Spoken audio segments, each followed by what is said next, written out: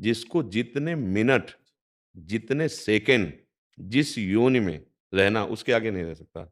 ये सिद्धांत है। जैसे एक रात्रि में माँ और पिता का अंश मिलकर बुलबुला बना, उसी समय नष्ट हो सकता है।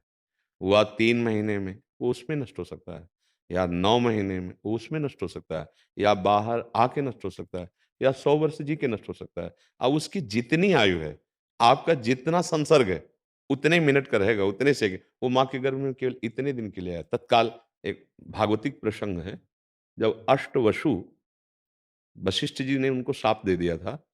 आपको पता है ना क्यों दिया था? अ, हम आपको सारांश में बता देते हैं। एक बार अष्टवसु भ्रमण करते हुए जा रहे थे, तो वशिष्ठ जी के आश्रम में नंदिनी जी विराजमान थी, जो गाय के रूप में थी। वो बहुत सामर्थ्यशाली थी। मतलब नंदिनी जी का मतलब है विश्व का जो सुख चाहो वो सब प्रदान कर दें।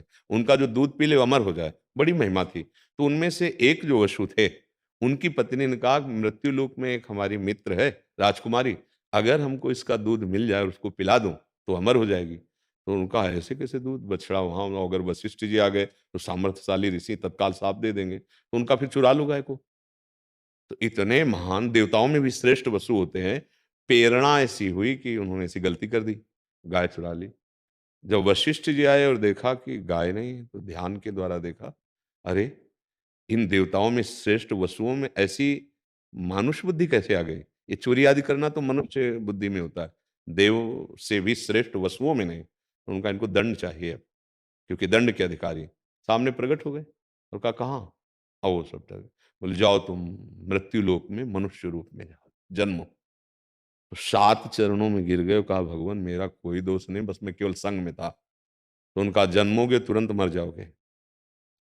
लेकिन 8वें से कहा, तुम विवेकवान होते हुए भी गलत सलाह का अनुमोदन किया, इसलिए तुम्हें पूरा जीवन मृत्यु लोक में रहना पड़ेगा। तो उन्होंने कहा, भगवान एक बात मैं मांगता हूँ कि वहाँ मैं अखंड ब्रह्मचारी बन के रहूँ, मुझे संयोग किसी का प्राप्त ना हो, क्योंकि जिसके कारण मैं ऊपर से जा रहा हूँ, वो संयोग मुझे प्राप्त ना हो।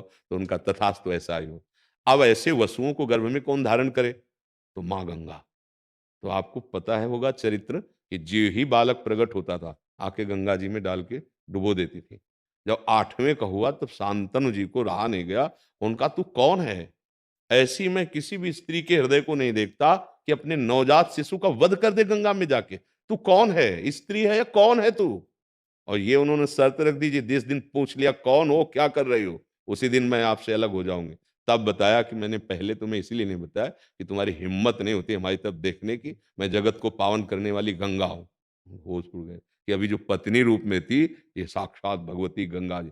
तो उन्होंने कहा, फिर मैं आपसे प्रार्थना करता हूँ कि आप, ठीक है, पर आपने ऐसा कृत्य क्यों किया? तो उन्होंने बताया, इनको केवल इतना ही समय दिया गया था कि आप इस योनि में आएंगे और तुरंत मुक्त हो जाएंगे। तो देखो, हम लोग अपने अज्ञान के कारण कि मेरा बेटा जन्म लेता, मेरा बेटा नहीं, जीव कर्मानुसार जितने सेकंड के लिए, जितने मिनट के लिए, जितने दिन के लिए, जितने महीने के लिए, उससे ज्यादा नहीं रहेगा। जवान जवान लोग चले जाते हैं, नहीं कोई जरूरी थोड़ी कि बूढ़ा होकर के मरे। आप वो तो सब देख रहे हैं, प्रक्रियाएं देख रहे हैं। तो इसलिए विवेक का आश्रय लो तो धैर्य पूर्वक समझ पाओगे। मोह का आश्रय लोगे तो आप भगवान पर दोष दोगे। उस जीव को केवल इस योनि में इतना ही आना था। अब या मुक्त हो गया, पता नहीं, या किसी और योनि में गया, ये तो भगवान जाने, क्योंकि ये सारी बातें उनके हाथ में है। या तो जो उस कोटि के हों, अपने तो केवल उनके विधान को जानते हैं कि भगवान का विधान। हाँ सुनो भरत, भावी प्रबल, बिलख कहो मुनिनाथ, हानि लाभ जीवन मरण जस अपयस विधिहान, उनके विधान के हाथ में। इसमें असंतुष्ट मत हो। उस जीवात्मा का उतना ही समय, और कहीं ना कहीं हमारे कर्म होते हैं। हमारे कर्म का संयोग बना, तभी तो जीवात्मा इतने दिन के लिए आया और हमें क्षोभ पैदा कर दिया। माँ को कष्ट हुआ, हृदय को कष्ट हुआ, आशा हमारी छेदन हुई। हमारी आशा थी कि हमारे कुल परंपरा को चलाने वाला बालक, ये हमारे कर्मों से ही होता है। एक दिव्य महापुरुष के वचन से हम आपको बता रहे हैं कि एक दो मित्र थे। वो अपने नगर से मानो बंबई गए कमाने के लिए। अब बड़ी मेहनत करके पैसा कमाया, धीरे धीरे और पैसा बढ़ाया, फिर उन्होंने एक होटल खोल लिया। बहुत जोर का होटल चलने लगा। अब करोड़ों रुपए का मालिक। तो उसके मित्र का मन बदल गया कि जा, अगर ये मित्र मर जाए तो पूरे प्रॉपर्टी का मैं अधिकारी। उसने अब मित्र के साथ विश्वासघात, जहर खिला दिया। वो मर गया।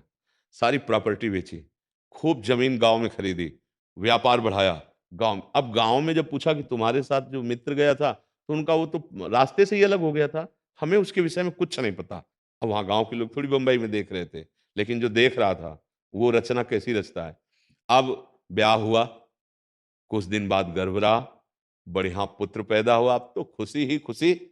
उसको देखो, अधर्म का परिणाम बाद में समझ में आता है। पहले इतना मीठा लगता है कि उसको मारा तो देखो कितना मंगलमय हो गया।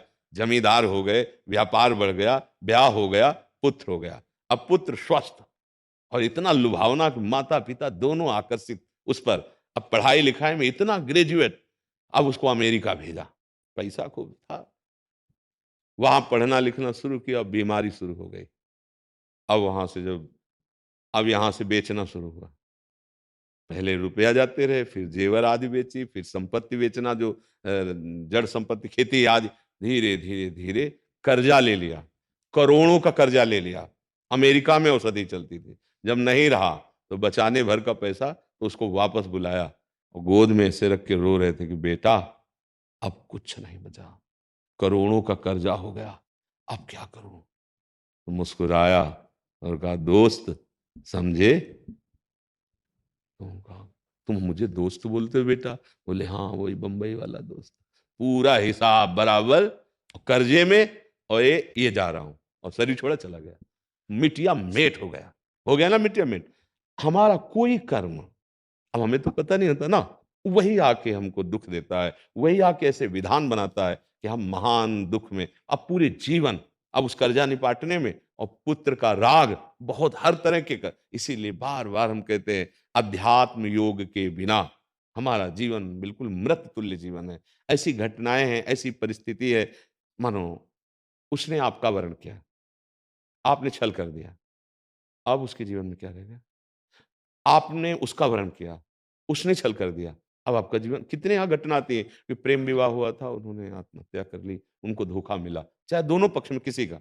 हम ये कहते हैं कि बिना बुद्धि शुद्ध हुए हमारे कोई संबंध पावन नहीं रहेंगे। हम किसी तरह चैन नहीं ले सकते। नाना प्रकार की दुर्वासनाएँ, नाना प्रकार का छल-कपट का तांडव जो माया में हो रहा है, हम उससे बचने का उपाय तो कर ही नहीं रहे।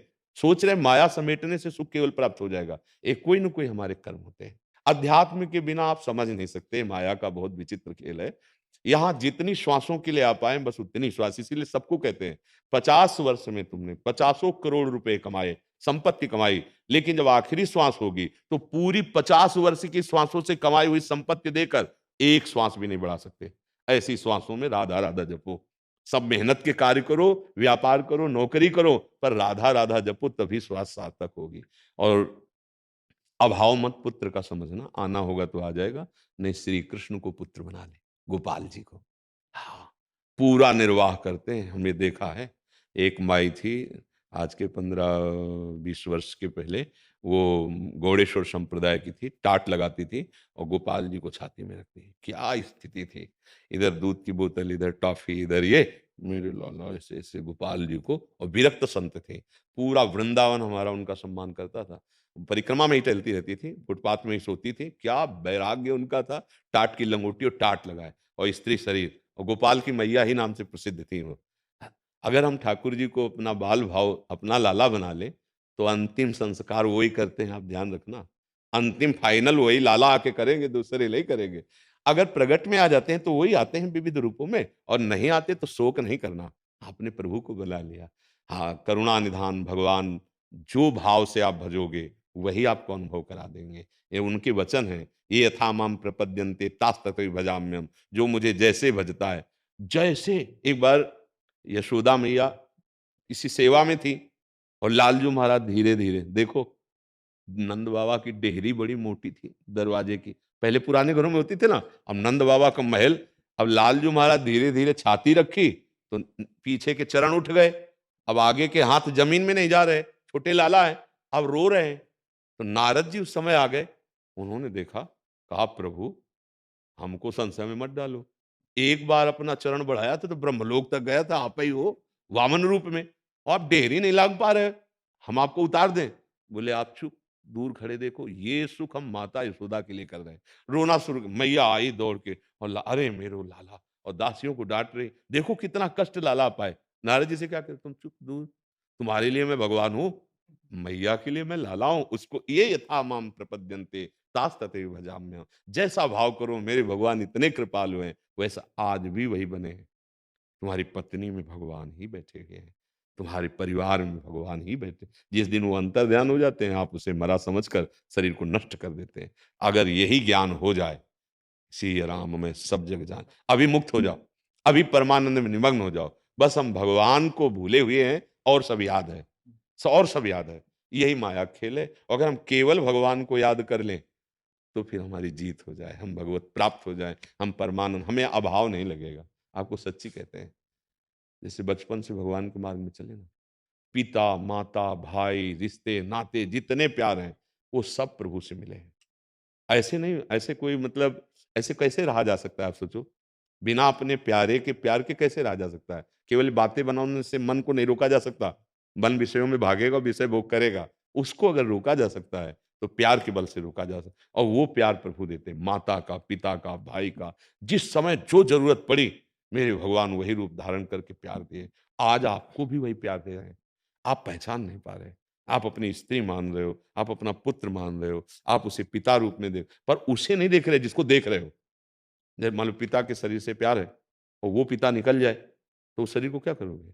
मतलब उसी से प्यार कर रहे थे, पर हमें ये ज्ञान नहीं है। अगर ये ज्ञान करके प्यार करो, जड़ चेतन जग जीव जत सकल राम में जान, अभी मुक्त हो जाओगे, अभी आनंद आने लगे। ये अध्यात्म आनंद के लिए है। हाँ, कभी शोक मत करो, आना जाना यहाँ का क्रम है।